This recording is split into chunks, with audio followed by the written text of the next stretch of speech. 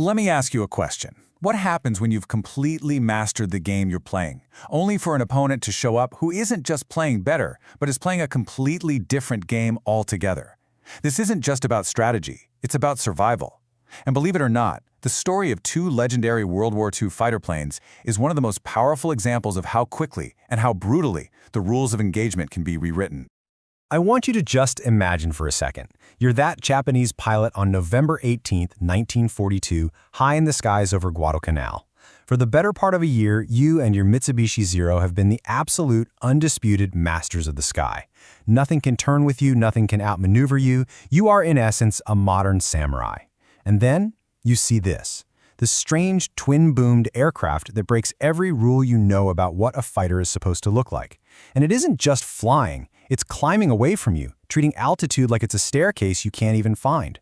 These words radioed back to his commander, they aren't just an observation. No, that's the sound of an entire worldview beginning to crack. Now, to really understand the depth of that shock, we need to rewind the clock a little. Let's go back to the beginning of the Pacific War. In late 1941 and early 42, the Imperial Japanese Navy was this unstoppable force, and the tip of its spear was the Mitsubishi ASM-0. This plane, it wasn't just a machine, it was a powerful symbol of Japanese martial spirit and, frankly, their incredible technological achievement. It was a sign to the whole world that Japan was a force to be taken very, very seriously. The Zero was feared for a lot of reasons, like its incredible range that let it project power all across the vast Pacific. But its true deadliness? Oh, that was its agility. In a classic close-in turning dogfight, the Zero was simply untouchable. Allied fighters at the time, like the American P-40 Warhawk or the British Hurricane, they were just systematically swept from the skies. And these planes were flown by some of the best pilots in the world, veteran aviators with years and thousands of hours of combat experience. They seemed absolutely invincible, executing a perfected doctrine with the perfect airplane for the job. Okay, we have to pause and really let this quote sink in. This isn't from some random pilot. This is from Saburo Sakai, one of Japan's greatest aces ever, a man with 64 confirmed victories, a legend who survived countless battles. And here he is, after the war, basically admitting complete and total tactical defeat. He's saying, flat out, that the game he had mastered, the art form he had perfected, was now unwinnable. His words perfectly foreshadow this seismic shift that was about to happen when a new American fighter arrived on the scene, a fighter that simply refused to play the Zero's game.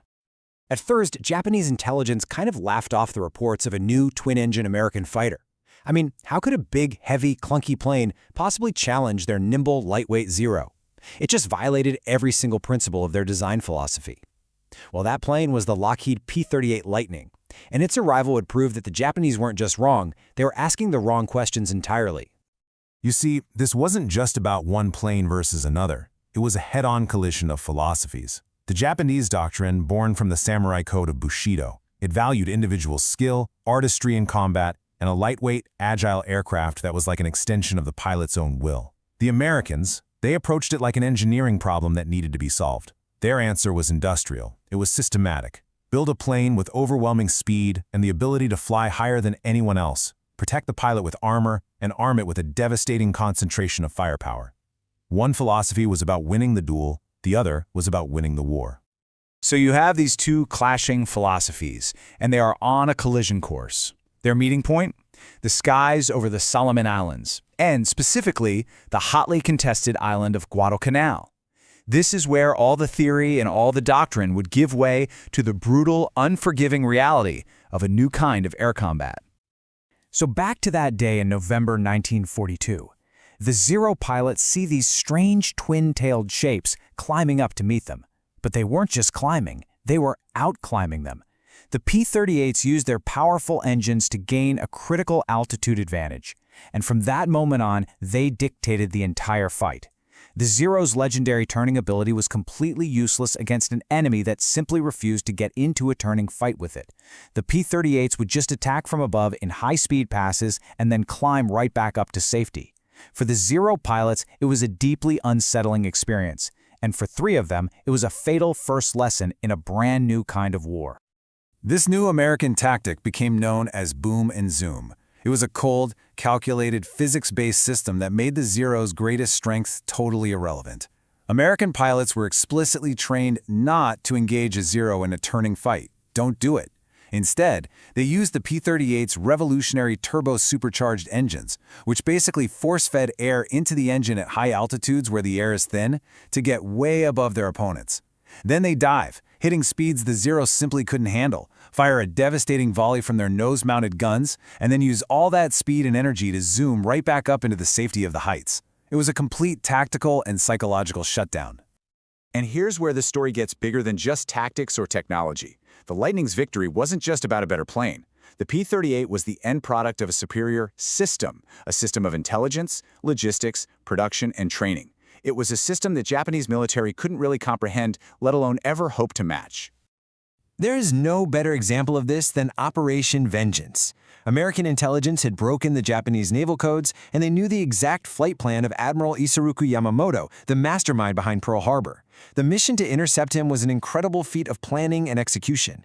It required P-38s, and only P-38s had the range to do it, to fly over 400 miles just skimming the waves to avoid radar, navigate perfectly with no landmarks, and arrive at a precise point at a precise minute to intercept his plane. And they did it. The fact that America could reach out and eliminate Japan's most brilliant and revered military leader with that kind of surgical precision, it was a psychological blow from which the Japanese Navy never truly recovered. It was a total systems victory. Then there was the industrial reality, which was just as stark. Now, while Japan produced a respectable number of Zeros over the entire war, the United States churned out over 10,000 P-38s. America's industrial might could produce these incredibly advanced fighters at a staggering rate. And, what's more, each new batch of P-38s incorporated improvements based on combat feedback from the front lines. So America wasn't just building more planes, it was building better planes, faster than Japan could even hope to repair its old ones. And this technological gap was made even worse by a catastrophic difference in pilot quality. See, as Japan's veteran pilots, those invincible samurai from the earlier years, were lost in combat, their replacements were rushed through training. By 1944, a new Japanese pilot might show up with less than 100 hours of total flight time. Their American counterparts, on the other hand, were arriving in theater with 400 to 600 hours, having already mastered their complex aircraft and practiced these advanced tactics. It's a brutal thing to say, but America was sending trained professionals into battle. By the end, Japan was sending sacrifices. This quote from Minoru Genda, the guy who actually planned the Pearl Harbor attack, is just chilling. He got it. He recognized that Japan was up against an enemy that treated war as a dynamic problem to be solved, a system that could learn, adapt, and relentlessly improve itself. They weren't just losing a war of airplanes. They were losing a war of innovation, of production, of systems. When you just look at the raw data, the mismatch is just undeniable.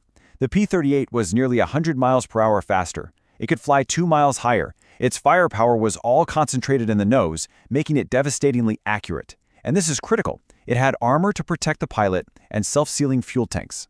The Zero, in its obsessive pursuit of being lightweight, had none of these things. A single bullet could turn a Zero into a fireball, while a P-38 could take a beating, it could lose an entire engine, and still have a decent chance of bringing its pilot home. And this might be the most devastating statement of all. This was the official conclusion from a captured Japanese intelligence document that was being circulated in late 1943. It literally advised pilots to avoid combat with the P-38 unless they had an overwhelming numerical advantage. Just think about that for a second. The warrior culture that prided itself on seeking out the decisive battle, the culture of the samurai, was now officially telling its pilots to run away. The psychological defeat was absolute. So why does this 80-year-old story still matter to us today? Because the clash between the Zero and the Lightning isn't just history.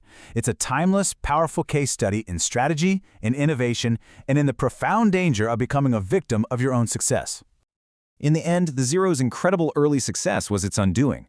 It blinded the Japanese command to new ideas. They became rigid. America, on the other hand, treated its early, bloody losses not as a matter of spirit, but as an engineering problem that needed a solution.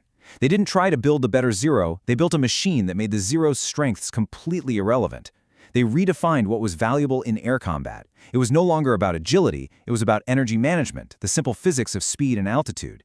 The victory wasn't just won in the sky, it was won on the assembly lines, in the design labs, and in the flight schools back home. And that brings us right back to you. Because every organization, every business, every single one of us has a Zero. That core strength, that perfected method that has brought us success in the past.